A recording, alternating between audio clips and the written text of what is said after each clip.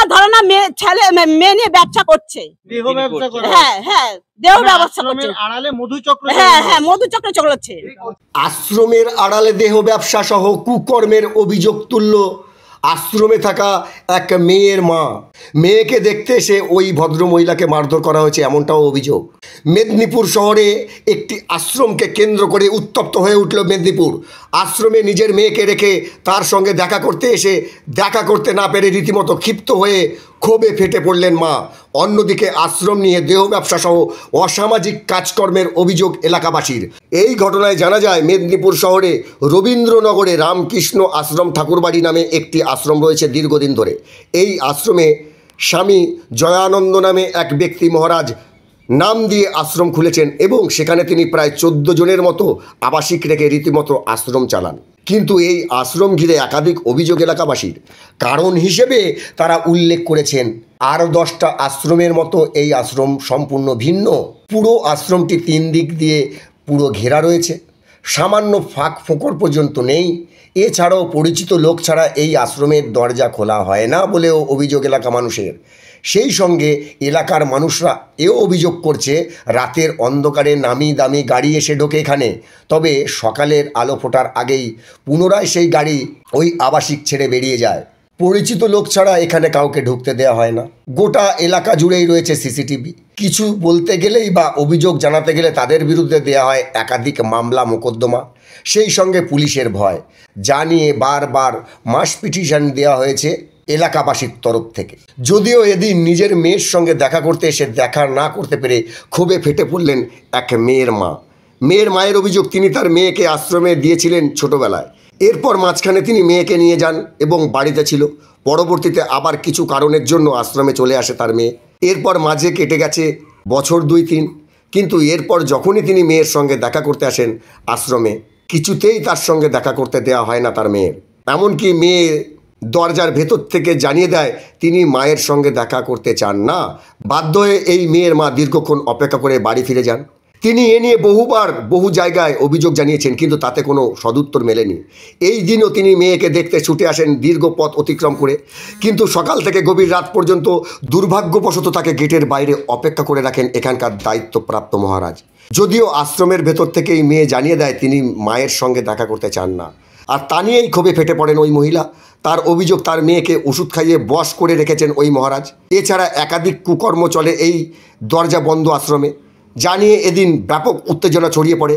এই ঘটনায় ছুটে আসে পুলিশ প্রশাসন, সেই সঙ্গে পৌর প্রশাসনের লোকজনেরাও।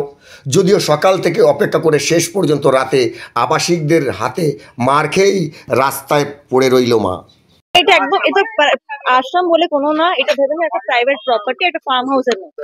এরা নিজস্বরা সবকিছু করে, কোনো বাইরের লোকে আসবে না। আমি তো নিজেই, আমার এই পাড়ায় বিয়ে হচ্ছে আমার 4 বছর থেকে, আমার 2টো সন্তান আছে।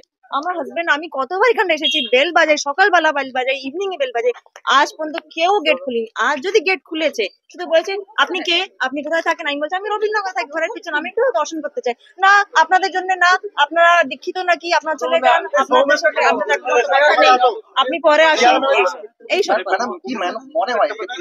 না না ড্যাম শিওর এতে কোনো নেই, ডাউট নেই। কিছু একটা নোংরা কাজ হয়, কিছু একটা এমন কাজ হচ্ছে যেটা মানে পাবলিকরা একদম এলাউ না। নিশ্চয়ই কিছু একটা ব্যাপার আছে। হ্যাঁ নিশ্চয়ই মেয়েদেরকে, আচ্ছা যদি মেয়েরা দীক্ষিত আছে তো মেয়েরা তো একবার তো বাইরে আসতে পারে, কারোর সাথে কথা বলতে পারে, আমাদের সাথে ভালো করে ব্যবহার করতে পারে, প্রসাদ দিতে পারে, দর্শন করতে। কিন্তু আজ পর্যন্ত আমরা কোনো মেয়েকে দেখিনি, শুধু এটা আমাদের একদম ড্যাম শিওর কিছু একটা হচ্ছে যেটা আমাদের একদম মানে আমাদের মাইন্ড থেকে বাইরে। আমার নবনীতা। সকাল থেকে 12টা থেকে দাঁড়িয়ে আছি। সমস্যা হলো আমার মেয়েকে ঢুকতে দিচ্ছে না, আমার মেয়েকে আমাকে ভেতরে ঢুকতে দিচ্ছে না, আমার মেয়েকে দেখতে দিচ্ছে না, আমার মেয়েকে একদম শিখিয়ে রেখে দিচ্ছে ওষুধ খাইয়ে। না আমি স্বেচ্ছায় পাঠাইনি, আমার মেয়েকে ব্রেন ওয়াশ করে নিয়ে এসছে জয়ানন্দ মহারাজ। উনি এখন এই আশ্রম চালাচ্ছে। মেয়ে ছেলেদের আশ্রমে বেটা ছেলে কেন থাকবে? হ্যাঁ, ওকে ব্রেন ওয়াশ করে নিয়ে এসছে। আমার মেয়ে কল সেন্টারে কাজ করছিল, ওকে কিভাবে যোগাযোগ করেছে, কিভাবে হয়েছে সবার সামনে আলোচনা করুক, বলুক, বিচার করুক, তাহলে আমি বলবো যে হ্যাঁ সত্যিকার করছে। হ্যাঁ সব জায়গায় দেখেছি দাদা, সব জায়গায় কোন জায়গায় আমি একটা মেয়ে ছেলে হয়ে আমি যে কোন জায়গায় যাইনি কোনো মানে নেই। একটা বেটা ছেলে যা না পেরেছে তারপর ডবল আমি করেছি। লিলুয়া থানা অ্যালাউ করেনি, কোতোয়ালি থানা অ্যালাউ করেনি, কেন? মমতা দি অ্যালাউ করেনি, কেন? কেন? জন্মটা কে দিল? অ্যাডাল হয়ে গেছে বলে কইছে। তারপরে আমি গেছিলাম, যাওয়ার পরে বলেছিলাম কোথাও গিয়ে কি আপনার মনে হচ্ছে এখানে আশ্রমের নামে কোনো বেআইনি কাজ হচ্ছে বা অবৈধ কোনো কার্যকলাপ হচ্ছে? হ্যাঁ আমি জানি কাজ হচ্ছে। কি কাজ হয় বলে আপনার ধারণা? আমার ধারণা মেয়ে নিয়ে ব্যবসা করছে।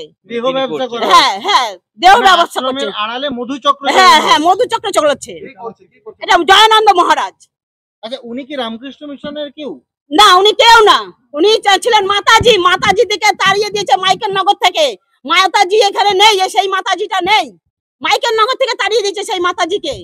তার মানে রামকৃষ্ণ মিশন আশ্রমে নামে লিখেছে, তারপরে লিখেছে সরকারি বিষয়তে, কিন্তু সরকারি নয়, বেসরকারি আশ্রম। বেসরকারি আশ্রম। অন্যান্য সময় আমরা স্বঘোষিত মহারাজ দেখাতে করতে দিচ্ছে না। ইনি কি স্বঘোষিত মহারাজ? হ্যাঁ ইনি কি স্বঘোষিত? কি ধরনের মহারাজ আমি তো এখন খুঁজেই পেলাম না এখন পর্যন্ত। আমি 12টা থেকে বসে আছি। কতদিন ধরে মেয়ের সাথে যোগাযোগের চেষ্টা করছেন? আমি 2 বছর ধরে। আমরা 5টা মানুষ এসেছিলাম, আমার মেয়ে যেদিন এসেছিল তারপরে যদি 5টা মানুষ এসেছিলাম। 5টা মানুষের মধ্যে আমরা 3-4টে মানুষ এই যে দিদির বিউটি পার্লারের দোকানে ঢুকেছে। আমি এই গেটের সামনে ছিলাম, গেটের মধ্যে ওদিকে গেছি। থানার থেকে ফোন এসছে, বলে আপনাদের 5 জনকে অ্যারেস্ট করবো। আমি কেন, কি অন্যায় করেছি? আমরা শুধু কলিং বেল বাজিয়েছি মেয়েকে দেখবো বলে। হ্যাঁ তবে যে বলার পরে সবকিছুই করার পরে তখন দিদি আমাকে সবকিছু থানাতে বললো। তারা বলছে আমরা থানায় আসুন।